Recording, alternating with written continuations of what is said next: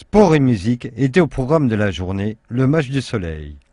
Organisé par l'association sportive de Cœur et Nîmes Olympique, des démonstrations et rencontres ont animé ce dimanche, pour un but bien précis. Le but c'était déjà de faire connaître un peu des cultures différentes, donc profiter de la présence de joueurs de Ligue 1, d'anciens Nîmois pour attirer les regards sur le monde du handicap, intégrer le foot fauteuil comme on a fait.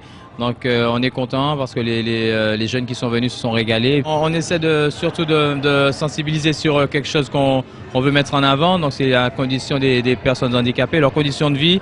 Et dans la vie de tous les jours, essayer d'être le plus concret possible. Donc on a un objectif final, on espère monter une structure aux Antilles, comme il en existe tellement ici. Donc les événements culturels et sportifs, ça nous permet de faire parler, de sensibiliser les gens, d'avoir une tribune pour mettre tout ça en avant. Le ballon rond était roi. Amis d'Éric Sabin, sportifs ou pas, ils ont tous participé. C'est une période de l'année où il faut penser justement aux gens qui ont plus de difficultés dans la vie. Moi j'ai été gâté, donc il n'y a pas de raison que je ne pense pas de temps en temps à ceux qui ont été moins gâtés que moi. Et puis en même temps, Nîmes c'est ma ville, je suis d'Uzès. J'étais hier soir à Lyon pour Pascal Olmeta. Et ce soir ici pour l'association, voilà, je suis même assez content d'être là. Moi c'est important de participer à un événement qui associe football et on va dire œuvre caritative. On est en contact avec des jeunes, des handicapés. Ça permet aussi une proximité avec ces jeunes-là qui n'ont pas toujours la chance de voir des choses différentes. Deuxième chose, c'est bien pour moi parce que j'ai pu montrer deux façons que je sais faire.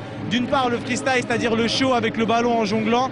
Et d'autre part le fait que je peux intégrer du freestyle dans le match et pouvoir jouer avec des professionnels qui ont joué à haut niveau et intégrer des gestes techniques qui me permettent de faire lever la foule ou des choses comme ça. C'est important, surtout que je connais bien Eric et que ça me fait plaisir aujourd'hui de participer et de promouvoir un peu cette action qu'il fait aujourd'hui après sa carrière parce que c'est jamais facile, quoi.